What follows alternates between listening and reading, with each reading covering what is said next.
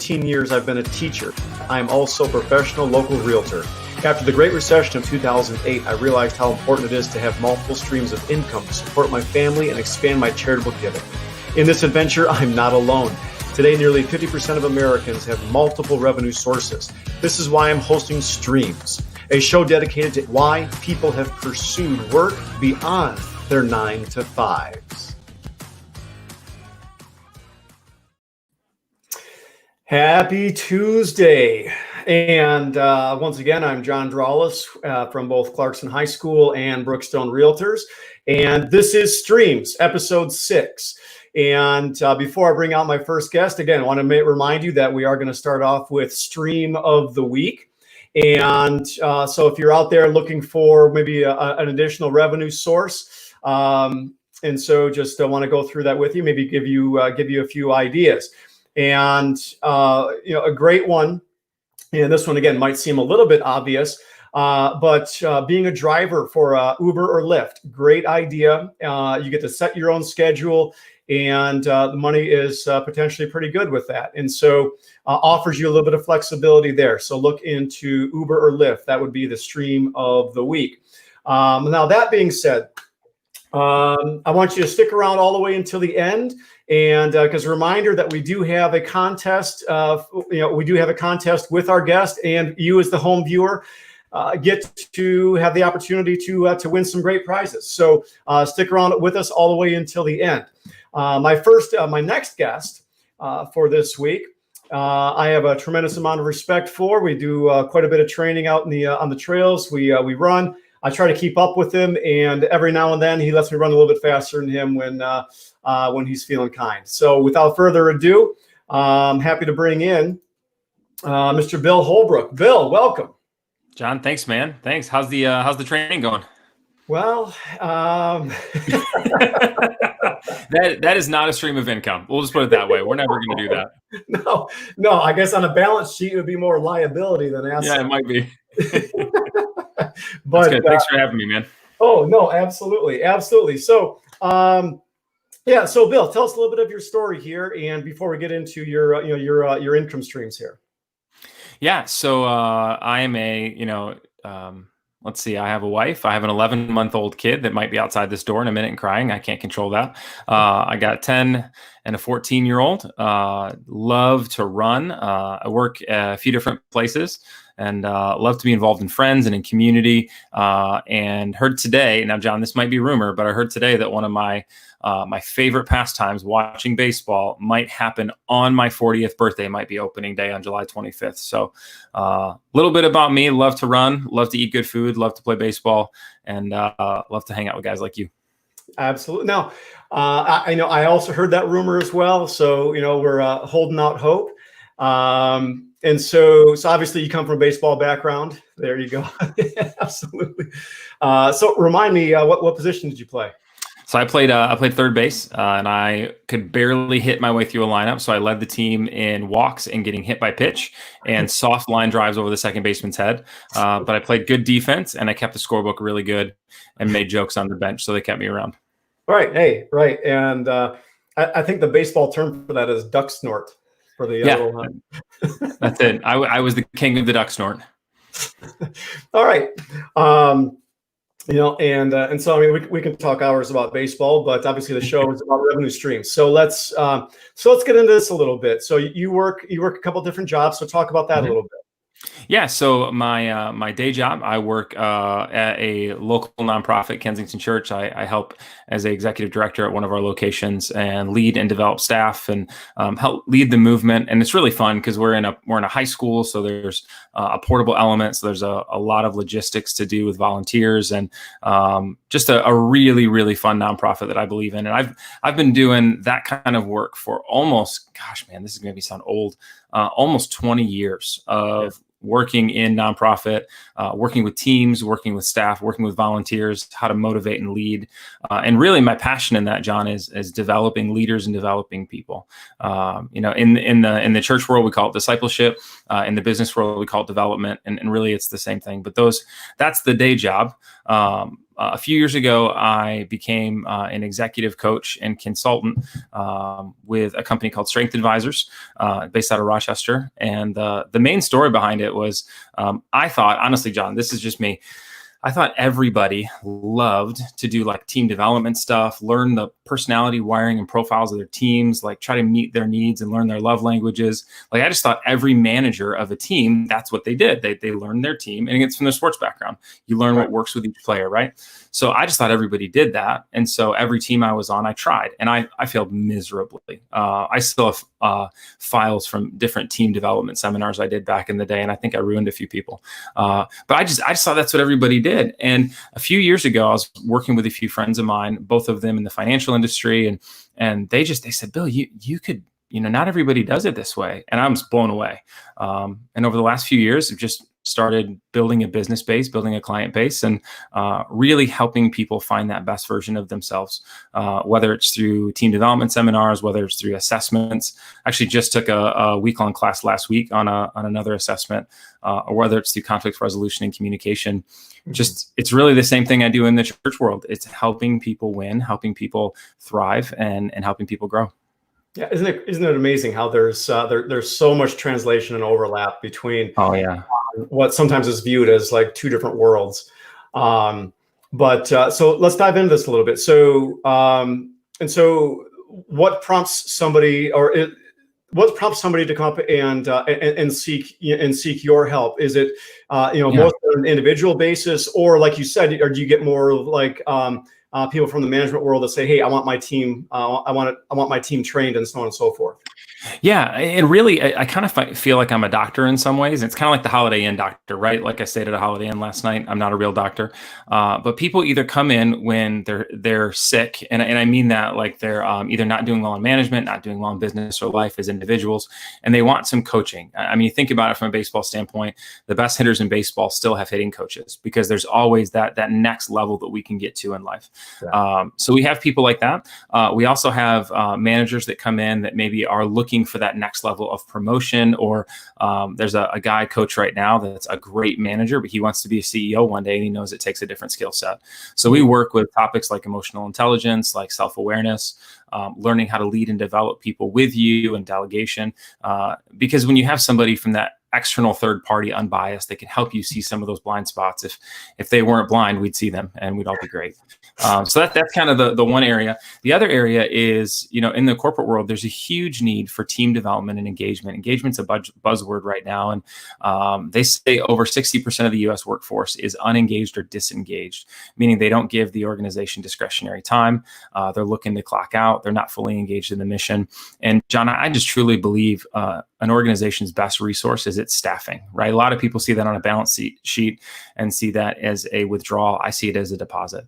And so a lot of companies will come in and say, hey, we want to do a manager series for our mid-level managers on how to work with their staff or make their staff better. Sometimes it's as simple as, hey, we want to do a Gallup Strengths Finder workshop, or a Myers-Briggs workshop, or we want to do a emotional intelligence workshop. And sometimes it's, hey, we have these great managers. We want you to work with them for the next year and grow them and develop into that next level, that bench strength for leadership.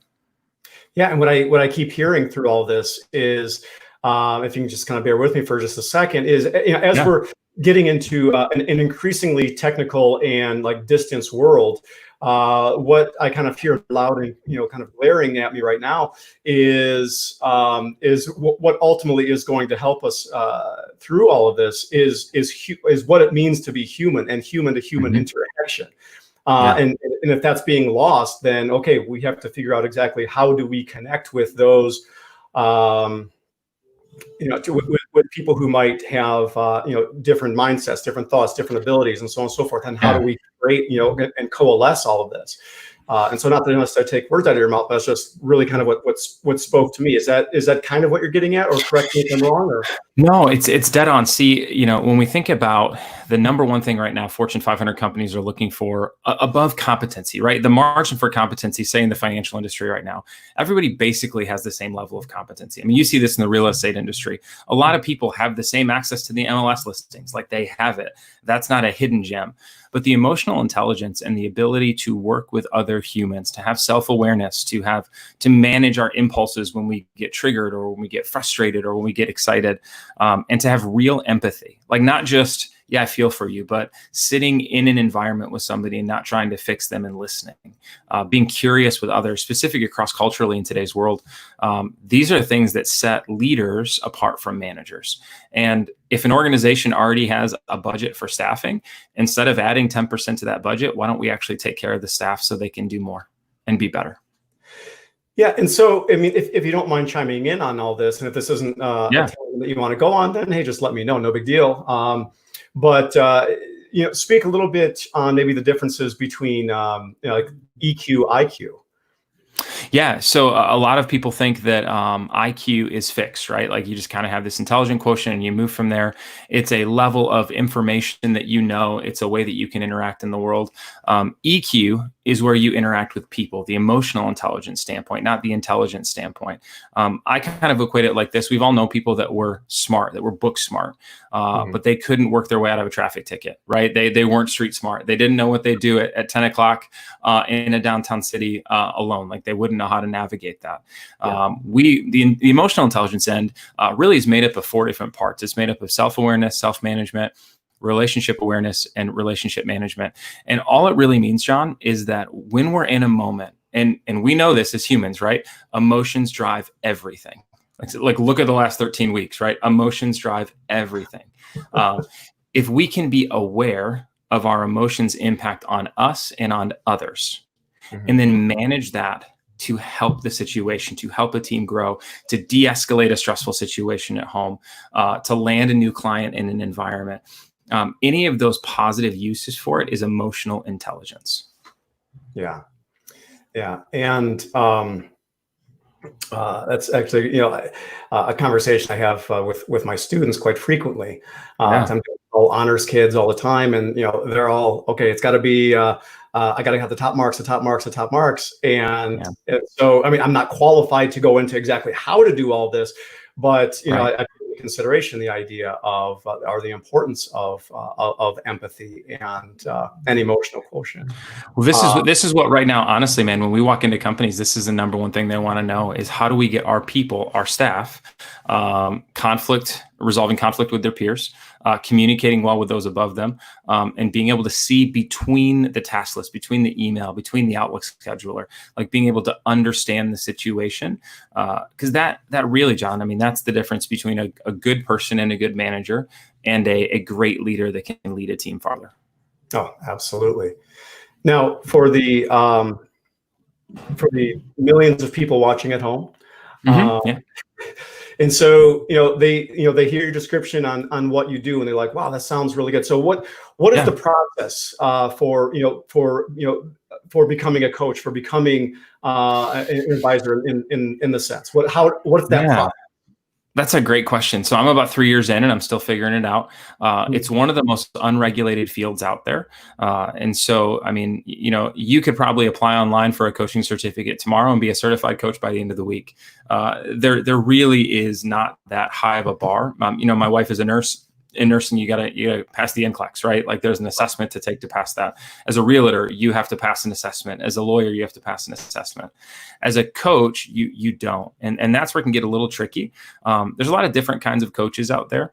The main organization, it's called the ICF, the International Coaching Federation, and they do have a few different levels of coaching certification. It takes a little bit to get there. It takes some classes. It takes some CEUs, continuing education units, and some mentoring hours. For me personally, when I signed on with Strengths Advisors, the awesome woman there that runs the company, her name's Karen.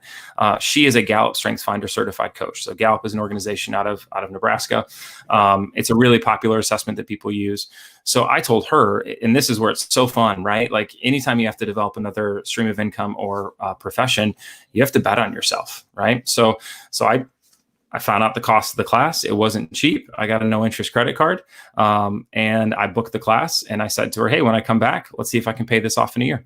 That was kind of the risk I took on myself of going, well, I'm gonna learn the information, and obviously we could have paid it off. It was no interest, so I was trying to be smart with it.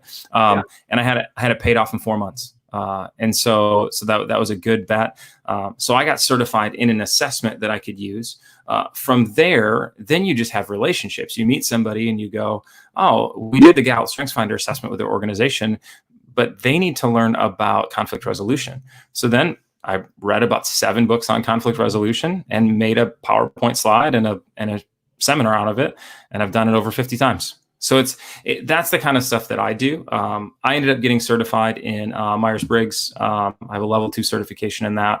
I've Gallup StrengthsFinder, and I have the Enneagram, which is another assessment. And I've done extensive work with emotional intelligence. So for me, I'm just going and getting certified in the individual assessments and then building my skill base on the side.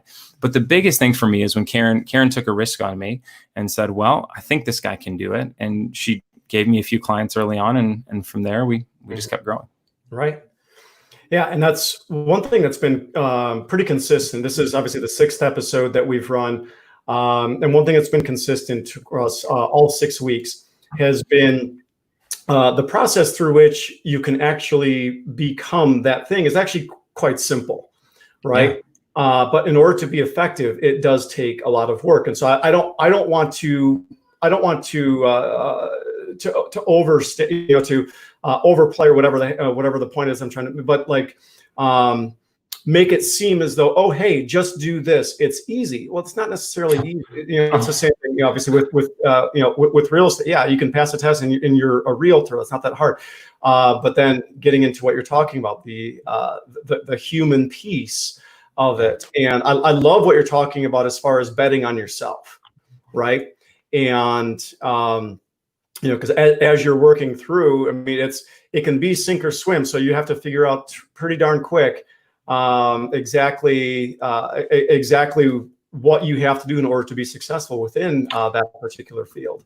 Well, and John, one of the things I did, and maybe I got lucky here, man, but I made a list before I went to the class, and I made a list of family and friends that I knew that had businesses, because most businesses have a development budget in some way, shape, and form. Now, that was pre-COVID, right? So post-COVID, that may be a different situation as we move into Q3, Q4 this year. Yeah. But at the time, most organizations had development money. And so I went fishing. I just said to some of my really good friends, I said, hey, let me run through your StrengthsFinder assessment with you. I'll do some coaching with you for free. And if you like what we do, then let's talk further. But this is no skin in the game on you. All you have to do is take an assessment that I'm going to pay for and show up to a meeting where I'm going to buy you lunch. So I kind of did the selling piece of it. And after I got through those, the feedback was really positive. And part of it, and you know this, but when you're starting another profession, chances are you've done it before. It just didn't have the same name. I've been coaching people for 15 years. But I didn't realize it was coaching. I thought it was just helping. I thought it was just developing. But when I start sitting down with friends and family and I start working through their top 5 in StrengthsFinder or their Myers-Briggs profile, we start talking about roadblocks in their life. All of a sudden, I'm listening and they're talking, and kind of the pieces just kind of fit together. Yeah. No, that's great. And so with kind of with this piece. Where would you see this going for you in the next, walk me through maybe the next 5 to 10 years, with this multiple income stream. I'll just go ahead and take off with that. Yeah. I mean, for me, if I can just get a few government contracts and then retire, I'll be good. Is that kind of the idea? I'm just joking. I mean, for me, the thing that I love right now is everything I'm learning in the coaching industry, I use in my day job. So it's kind of the symbiotic relationship. And so like when I learn a new assessment, I'll go back to a team I work with at the nonprofit, and I'll do workshops for free for different teams or for different people, because I love what we do there. There's a mission and a vision piece. There's also a practical piece of every time you do something, you get better. You can't get better without practice. And so for people out there that are trying to build a revenue stream, like, I know there's a lot of different thoughts on intellectual property and being paid for your time, but if you're not willing to do it for free for something you care about, to get practice at it and build your reputation, you're probably not going to be that good at it when you get paid for it. So it's kind of that thing of building a craft over time. So for me, I would love to keep learning. That's one of my top 5 in my StrengthsFinder profile is learner. I love to keep learning, and I would love to develop a revenue stream over time where I could choose where I wanted to work and what I wanted to do. I'm always going to be associated with the local church. I believe in it. That's just part of my faith structure. But man, how awesome would it be a decade from now to not have to take a salary from one, because I have a revenue stream on a coaching business where I have for-profit companies paying for me to serve a nonprofit. So I think that freedom and flexibility would be a desire one day. And just really, being able to impact people and help them grow. I don't care if it's a mid-level manager at a company somewhere around the corner nobody's heard of. If they can walk out of a session with me and engage with their spouse or with their family or with their coworkers better, it's a win. Yeah. And, as you're walking through all that, I love the passion in your voice, because what I'm hearing from you is that it seems as though you really get recharged by this. Like you get, and so you're doing this because clearly you enjoy it.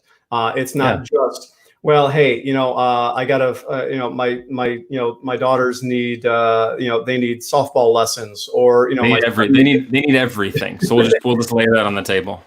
Right, but it's clear that you're following with a passion and a spiritual gift, and so I'll say this, man. Like, if you're not passionate about your job, find a new one. Like, it's that easy. Like, and start it with the side business. Like, a lot of people will say that nobody in today's culture can quit their job and go start a new one, because I'm passionate about it. Right? I'm passionate about running. You don't see me at the Olympic trials, but the idea is, most theorists will say, like, start something you're passionate about on the side to develop that skill and have a great outlet. Because for me, I get recharged through it, and then I walk over to my other job and I get recharged there, and it gets you through, and you get to see the impact over time, and it's really, really encouraging.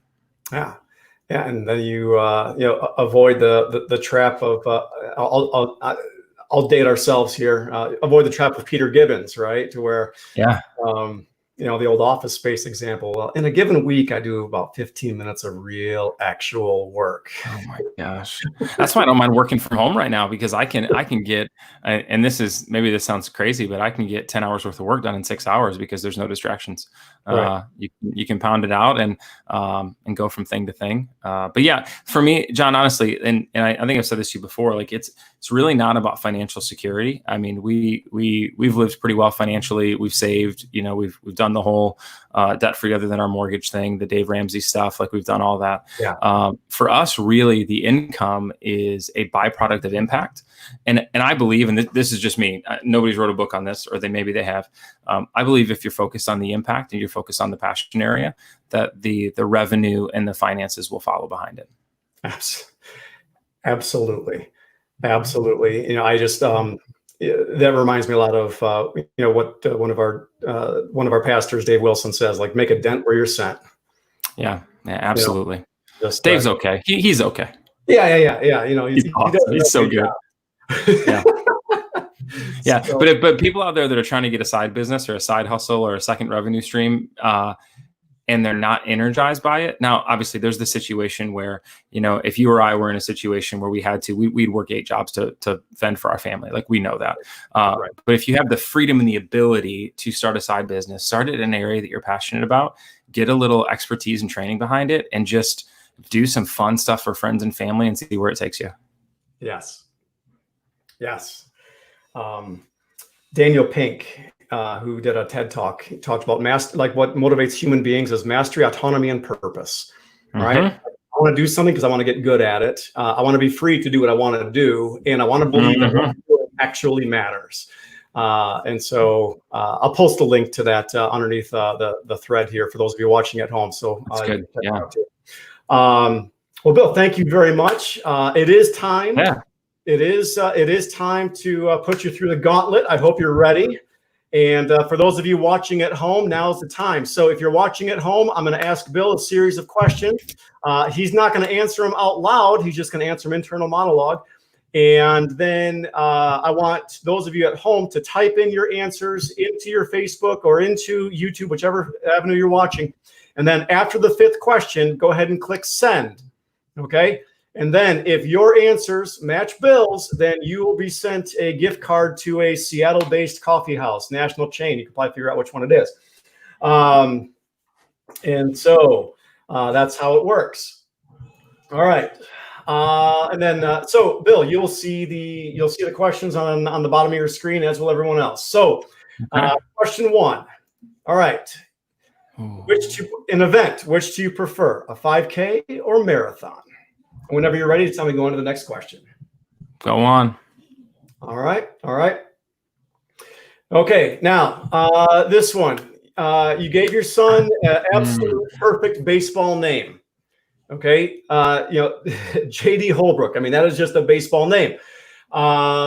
If you had the ability to steer one way or the other, would you prefer that it turned out to be a left-handed pitcher or a gritty catcher? It's easy. All right. Now let's head to the world of comedy. And so you're going to watch a movie. Is that movie with Will Ferrell and John C. Reilly as a comedic team, or Seth Rogen and Paul Rudd as a comedic team? We're done. That's a good one. All right. Now, date night. So you and the wife are going out. You prefer dinner and a movie, or like? I'm sorry, John. You just said my wife and I are going out. We have an 11-month-old. What is that? What is that? I don't know that concept. What is that again? Well, this is all in theory. Oh, okay. That's great. Thank you. Okay. All right. All right. So is that dinner and a movie, or like mini golf and ice cream, or just replace mini golf with like activity and a dessert? Okay. Good. All right. Like it. And now I know that you're a Jeep Wrangler guy, so I got to ask this one. All right. So if you have a choice, all right, and I kind of mixed up what some of the popular choices between the two. Soft top, manual transmission, and unlimited, which means obviously the 4-door if you're watching at home, or hard top, automatic 2-door. Man, you really made that difficult there. I see what you did there, John. All right, I'm good. I have my answers. All right. And if anybody does match up with my answers, all 5 of them, then they need, I have a really, really great therapist they can connect with. So let's go there. All right. Well, for those of you that are watching at home, what I'd like you to do right now is go ahead and post your answers. And we're going to take just a real quick commercial break, and we'll get back and get Bill's answers and see how they align.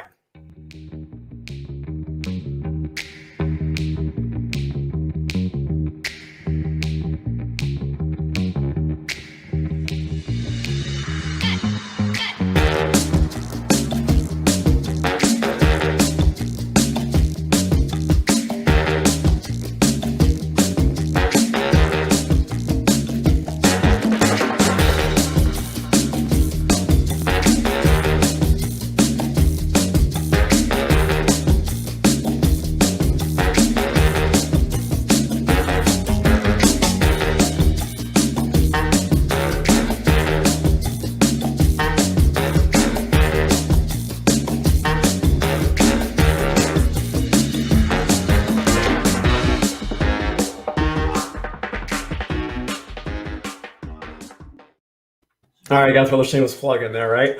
So, all right, we got a lot of folks playing along today. Yeah, I see that. I'm reading through these answers here. I got one guy who's got 4 out of 5. Oh, okay. All right. Let's see what we got here. All right, so let's go back to question number 1. Okay. And that was the 5K or the marathon. What are we going with? We are, you said that I like or enjoy, or which is better. I don't like, enjoy, or think it's better, but I'm drawn to it, so I'll go with the marathon. I'm a broken individual, John. A glutton for punishment. Mm-hmm. All right, and I'm probably with you on that too.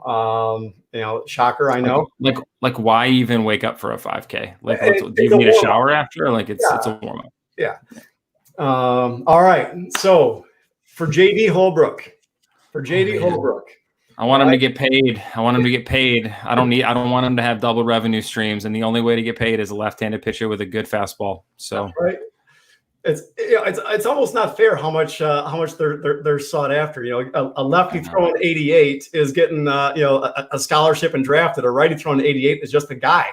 Yeah, a lefty throwing 88 and is he's going to make more in his lifetime. Yeah, he'll do good. He'll do well. So, all right, let's go with comedic team. We're going Will Ferrell, John C. Reilly, or Seth Rogen, Paul Rudd. You know what? I do love me some Paul Rudd, but at the end of the day, I got to go with Will Ferrell. If I want a gut ache the next day and have tears coming out of my eyes, I'm going to watch some Will Ferrell. All right. Any particular Will Ferrell flick as your fave? I can't think of one right now. There's about 18, but Right. yeah. Right. I mean, it's like when somebody brings donuts into the office, how do you pick just one? Yeah, you don't. You eat a few, and then you run a marathon. That's right. That's why we run. All right. Date night, the theoretical date night, dinner, movie, or activity and dessert. Yeah, I'm a glutton for good food. So send me to anywhere around that has some great food. And I love movies. My daughter and I went through the whole Marvel series through the quarantine. So I will definitely go dinner and a movie. All right. Any particular? I know you live out in the Troy area, but any one place? You know what, man? There's this place in Clawson that if I could be sponsored by Woodpile Barbecue in Clawson, I would be, because even though they say the best barbecue around is up in Clarkston, I would put Woodpile next to that. All right. And that's in Clawson.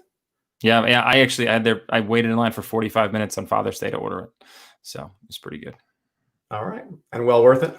Mm-hmm. All right. Now, probably the toughest question for you. And this is for the Jeep Wrangler. It really wasn't. I'm sorry. Go ahead. It wasn't that hard because if you don't have a soft top, it's not a Jeep. Like it's that plain and simple. So soft top Jeep Wrangler. I'm not a huge fan of the manual, but I've driven them for years. But I have 3 kids, so I got to have a 4-door. So. But soft top, I got my top on now. I think I installed it a month ago, and I haven't actually put it on the vehicle yet because it's been so nice. Yeah. And still on the list of a dream ride for myself. So at some point, my wife will give me permission, I mean, I'll say we're going to get this. We're going to get this. So, our good friend, Ryan Kroge got 4 out of 5 on that one. But Ryan and I have a little connection. Ryan and I ran last year's Detroit Free Press together. We had a great time there. Oh yeah, and Kroge was a guest a few weeks ago. And was he? Yeah. Oh yeah. And let's see who else we have here. Oh, we got my dad. Let's see. Left-handed pitcher Will Ferrell. Dinner, movie. Oh no, that's 4 out of 5. No, you got 3 out of Let's see. Nope, nothing there. And let's see. Kroge says, "Yeah, buddy, soft top." You said we bought the last one. All right. So no matches this week, but eventually we'll have a big winner. And so, Bill, want to close things out today. Yeah. And want to throw your information up there. So just one more time, if you want to kind of give a plug for for what it is, what you do, and anybody that would be maybe seeking your help. Go ahead. Yeah, definitely. I mean, we Strength Advisors. I have my own personal website. Link back to our Strength Advisors website. You can find me on LinkedIn. I'm active on there. Not really active on Instagram or Facebook, but LinkedIn and my website. We do executive coaching, personal coaching, team development, team engagement. Basically, if you have a conflict communication issue or you want to develop somebody, you can call us. If you mention Streams, we'll give you a 10% discount on whatever package we can nail down. Love it. Well, thank you so much. And that's all for our show this week. And for all of you at home, we'll have a special surprise announcement for next week's guest. And but then the week of 4th of July, we will take that week off. But Streams will be back. We'll be back strong throughout the month of July. So we'll see you next week. And God bless. Thanks, John.